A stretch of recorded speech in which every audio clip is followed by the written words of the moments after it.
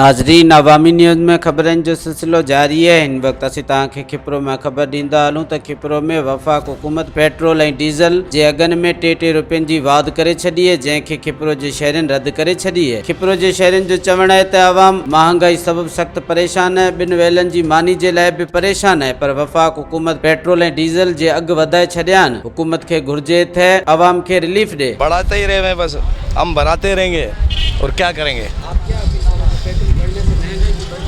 महंगाई ऑटोमेटिक बढ़ेगी, जब पेट्रोल बढ़ेगा तो महंगाई भी बढ़ेगी भाई, महंगाई तो बढ़ेगी, हर चीज़ बढ़ेगी। क्या अपील करेंगे, बस यही अपील है, कुछ सस्ता करे ठीक है, नहीं तो महंगा तो ऐसे ही होता जा रहा है। हर शइ जी थी वई आहे, बाक़ी हाणे असां छा चई था सघूं।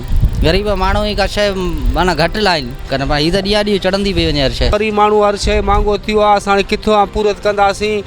कुझु हुकूमत खे चवंदासीं, वज़ीर आज़म खे त तेल में कुझु रियायत करे। ये तमामु वॾो घणो बम आहे आवाम जे मथां।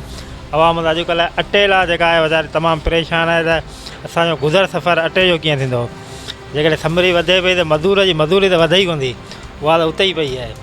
इहो त तमामु घणो आवाम परेशान थींदी हिन खां। मज़ीद खबरों और तफसीलात के लिए विजिट करें हमारी वेबसाइट www.awamiNewsHD.com।